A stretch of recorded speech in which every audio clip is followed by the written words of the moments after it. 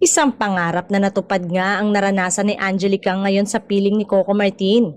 Sabi ko sana makapasok ako dito and yes, nandito na ako ngayon, sabi ni Angeli.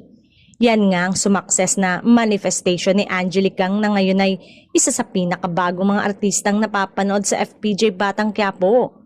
Sa kanyang unang taping sa serye, inilarawan niya ito bilang very thrilling, exciting at happy.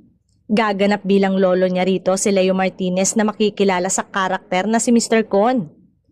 Noong nakarang araw nga ay ipinakilala na ang kanilang mga karakter at nagtagpo na rin ang landas ni na Veronica at Tanggol. Base sa post ng netizen ay mukhang nakikitaan nila ito ng chemistry. Abangan nga kung lalalim pa ang koneksyon nilang dalawa o magiging magkaaway ba sila. Si Angelina ba ang bagong babae sa buhay ni Tanggol? Sa ngayon ay pinag-uusayan nga daw ng tinaguriang Viva Max Queen upang tumagal sa serye and say nga kasi kapag pinag-uusapan ng eksena na kasama ka ay talagang magtatagal ka sa serye ni Coco Martin.